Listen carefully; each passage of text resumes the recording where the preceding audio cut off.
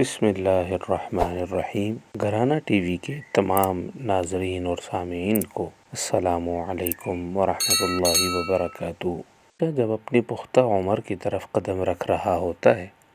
اور اس کو نماز وغیرہ کی تربیت دی جاتی ہے تو اس کے ساتھ ساتھ کچھ چیزیں مزید بھی اس کو سکھلا دینی چاہیے جو ہمارے معاشرے کا اہم ترین حصہ ہے۔ اس کے اندر بات کرنے کے آداب ہیں، باہر آنے جانے کے آداب ہیں، چلنے پھرنے گھومنے پھرنے کے، مثلا مصافحہ کرنا،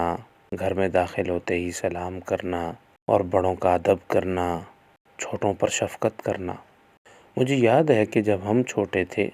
تو ہمارے والدین ہمیں یہاں تک بھی سکھلایا کہ اگر کسی کو چھری پکڑانی ہے تو وہ کیسے آپ نے دینی ہے، یعنی چھری لے جا کر کسی کو دیتے وقت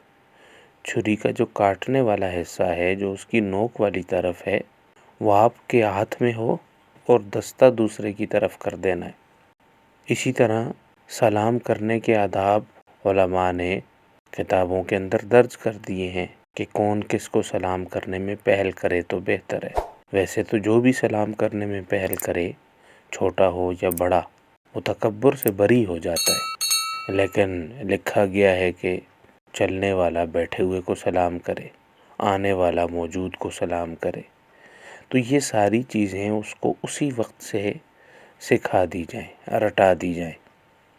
پھر کھانے پینے کے آداب جتنے بھی ہیں، بیٹھ کر کھایا جائے اور کھانے کو اپنی طرف سے کھایا جائے اور ایک مرتبہ پیٹ بھر کے کھا کے اٹھا جائے۔ جو بچوں کے اندر عادت ہوتی ہے گھوم پھر کر کھانا، اس کو بھی کسی طریقے سے کم کرنے کی کوشش کی جائے اور خصوصی طور پر بیٹھ کر کھانے کو ادب کے ساتھ کھایا جائے۔ یہ ساری چیزیں جہاں ثواب کا کام ہے، وہاں معاشرتی حسن کا سبب بھی بنتی ہیں۔ یہ مینجمنٹ کے اصولوں میں سے ایک اصول بھی ہے کہ آپ کھانا بھی مینج کیا ہوا ہو، آپ کی باتیں بھی مینج شدہ ہوں، آپ کا رہن سہن بھی مینج ہو،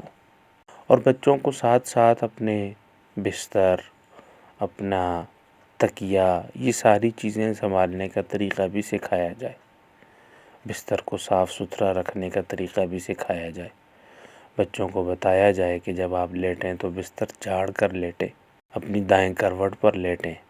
آپ جوتے پہنیں تو کیسے پہنیں، اتاریں تو کیسے اتاریں، اسکول سے واپس آئیں تو کس طرح آپ کو گھر میں داخل ہونا ہے، اپنا بیگ اتار کر کہاں رکھیں، مخصوص جگہ ان کو سکھائی جائے۔ اس لیے کہ معاشرے کا کارآمد فرد بننے کے لیے ان چیزوں کو سیکھنا ضروری ہے، اور ان کو سکھانے کے لیے نہ کوئی فرشتہ آئے گا، نہ کوئی نبی اس وقت آئے گا، نہ کوئی اسکول اور ادارہ اس کی تربیت دے سکتا ہے۔ اس کی تربیت صرف اور صرف گھر کے اندر دی جا سکتی ہے، والدین دے سکتے ہیں، اس کے علاوہ کوئی اس کی تربیت نہیں دے سکتا۔ اور اگر یہ 1 2 3 سال، جو 7 سال سے لے کر 10 سال کی عمر تک کے 3 سال ہیں، اگر ان 3 سالوں میں پختہ عادت کسی بھی چیز کی بنا دی جائے گی تو انشاءاللہ العزیز جوان ہو کر وہ بچہ ہر اچھی صفات کا مالک ہوگا،